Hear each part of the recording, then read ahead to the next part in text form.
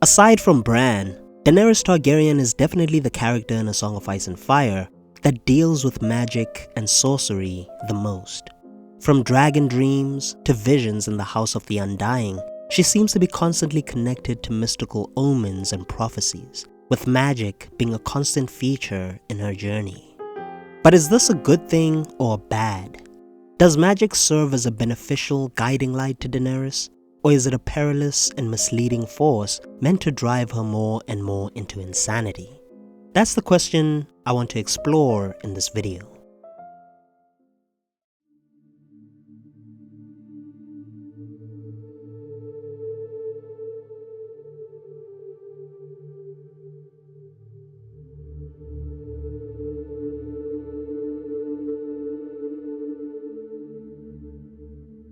Since the beginning of her story in the main series of books, Daenerys Targaryen has always been surrounded by mystical omens and prophecies that have seemingly guided her in her quest. For example, early on in the story, when she's with the Dothraki in Base Dothrak, it is the prophecy of the Stallion who mounts the world that strengthens her and gives her a sense of purpose as Khaleesi. During the Stallion Heart ceremony, the Dosh Khaleen proclaim that our unborn son will be the Stallion who mounts the world, a great Khal who will unite all the Dothraki and conquer the whole of the earth. One of the crones even says, "As swift as the wind he rides, fierce as a storm this prince will be. The prince is riding, and he shall be the stallion who mounts the world." At the time, this prophecy gives Daenerys hope and a sense of grand destiny for her child and herself, guiding her faith into believing that she has an important role to play amongst the Dothraki. The stallion who mounts the world. The stallion is the Khal of Khals. He shall unite the people into a single Khalasar. All the people of the world will be his herd. And even though this prophecy doesn't exactly come true for her son, it might actually come true for Dany herself. It's possible that the crones misinterpreted the prophecy by believing that it was Dany's son who will mount the world, whereas the truth might be that it's actually Dany herself that will. And this is what her prophecies and magical dreams constantly seem to insinuate about her destiny. On the eve of her wedding with Drogo, she dreams of a dragon bursting from flame, which can be seen as a symbolic vision of her future dragons being born.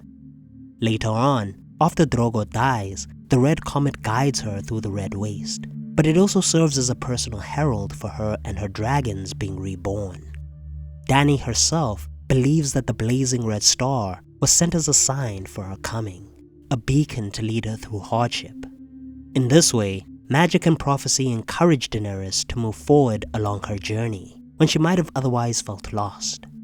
The Red Comet quite literally guides her through the Red Waste, leading her to Qarth, where she would meet with the Undying Ones. Should you grow tired of Saro's baubles and trinkets, it would be an honor to host you at the House of the Undying. You are always welcome, Mother of Dragons. House of the Undying, Daenerys perhaps has her most significant prophecy yet. Again, when she's here, she seeks guidance on her path, and the warlocks show her a series of visions and prophecies that illuminate her journey going forward. This chapter is actually one of my favorite ones in the whole story, with the Undying Ones hailing Daenerys as Mother of Dragons and Child of Three, whispering riddles of all the threes that she will encounter on her journey. They tell her that three fires must unite, one for life, and one for death, and one to love. 3 mounts must you ride, one to bed, and one to dread, and one to love. 3 treasons will you know, one's for blood, and one for gold, and one for love.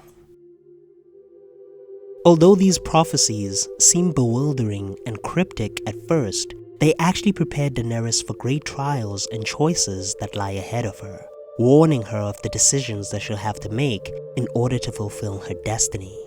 Such magical omens serve as a kind of roadmap for Daenerys, giving her clues about the challenges to come in the future of her story. In the moment, Daenerys doesn't really understand them, but in time, she will.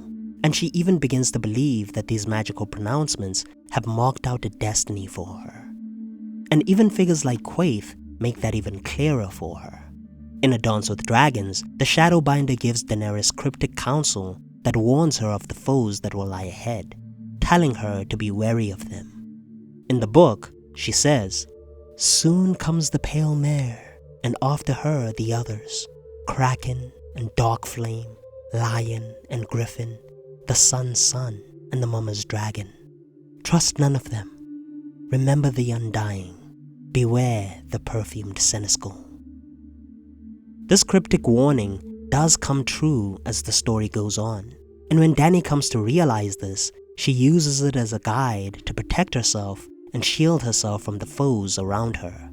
She is constantly referring to this counsel when she is unsure of the people around her, remembering what Quaithe told her in order to maneuver herself politically. Even when she is stranded in the Dothraki Sea, her memories of Quaithe's prophecies guide her, as she remembers Quaithe's words in the midst of her hallucinations. She remembers her saying, "Remember who you are, Daenerys. The dragons know. Do you?" And this restores her resolve to return to her mission. In all of these instances, magical prophecy serves as a guiding light for Daenerys. It gives her direction when she is uncertain, strengthens her sense of identity when she seems to forget it, and it fuels her determination by assuring her that greater forces have a plan for her.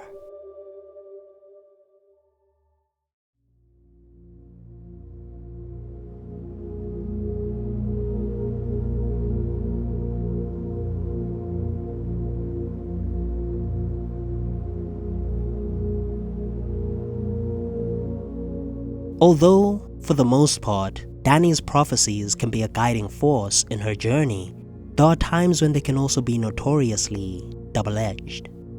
Sometimes, these magical omens can be misleading or deceptive, leading her into error, false hope, or danger. Take the Stallion who mounts the world prophecy, for example. The Dothraki believed that Dany's son would be the prophesied conqueror, but the outcome was cruelly ironic. The prophecy seems to end when Dany's son Rhaego dies stillborn, a tragedy that shatters Dany's initial hopes. This is not God's work. My child was innocent. Innocent? He would have been the Stallion who mounts the world. Now he will burn no cities. Now his Khalasar will trample no nations into dust. It's only in hindsight that we realize just how wrong the Doshkalian were about this prophecy. They misinterpreted it, thinking that it would be Dany's son who would fulfill it, not considering that Dany herself might actually be the true conqueror. The prince who is promised will bring the dawn. I'm afraid I'm not a prince. Your Grace, forgive me, but your translation is not quite accurate. That noun has no gender in High Valyrian, so the proper translation for that prophecy would be the prince or princess who was promised will bring the dawn. And what were the consequences for Dany? The prophecy had guided her morale during her pregnancy, only to collapse and throw her into despair when it failed. And the same is true for Mirri Maz Duur's magical promises to resuscitate Drogo. All of these turned into dust as well. When Daenerys asks her, when will Drogo be as he was?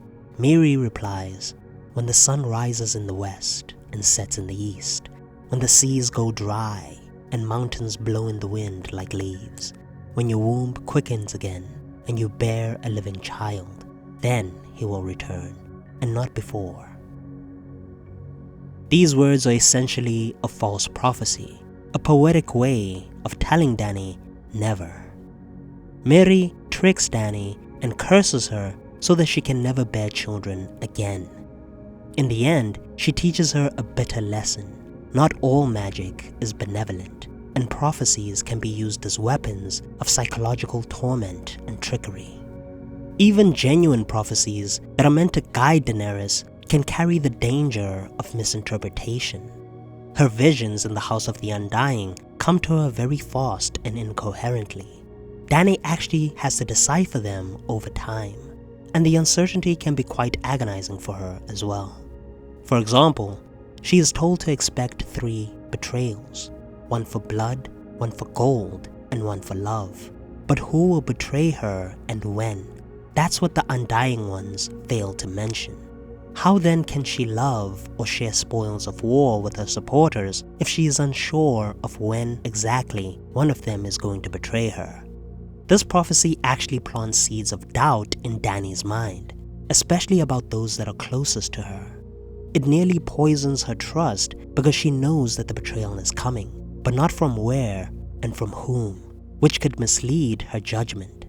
In fact, in the books, when Ser Jorah Mormont's past spying is finally revealed, Daenerys wonders if his treachery was the treason for gold, since Jorah had been paid for the information that he was sending about her. That wine merchant tried to poison me because of your information. I stopped you from drinking his wine. Because you knew it was poisoned. I suspected. You betrayed me. From the first. Later on, in the Dance with Dragons, Brown Ben Plum breaks his contract with her and turns his cloak for gold, which causes Daenerys to be distraught, and again makes her wonder about the treason for gold. She is now confused because it seems like Brown Ben Plum's treachery also seems to fulfill the vision from the Undying Ones. In both Ser Jorah and Brown Ben Plum's case, the prophecy's ambiguity haunts her, coloring how she perceives betrayals and making her question her allies' loyalties. In these instances, magic becomes a misleading force because it sows suspicion and confusion for Daenerys. Even Quaithe's warnings can be categorized in a similar way. Although her cryptic warnings alert Daenerys to potential dangers in the future, their vagueness is also a curse because it creates confusion and uncertainty. After she tells Dany about the people that will come to see her, she also says, "Trust none of them," which could easily devolve into trust no one at all. Her riddle of identities can be misleading because it can result in Daenerys suspecting the wrong people and maybe even distancing herself from valuable advisors. Overall, the same prophecies that seem to guide her could also be the very ones that obscure the truth, forcing Daenerys to navigate a fog of symbols and constant uncertainty, which could even lead to madness. So, what do you think about the relationship that Daenerys has with magic in the series? Do you think that magic is mostly a positive force that guides her through her journey, or do you believe that it's a negative one that could lead to confusion, paranoia, and ultimately madness? Let me know down below in the comments section, and if you like this video, then click the thumbs up button below and subscribe to the channel for more content in the future. Thank you so much for watching and enjoying this video. Peace.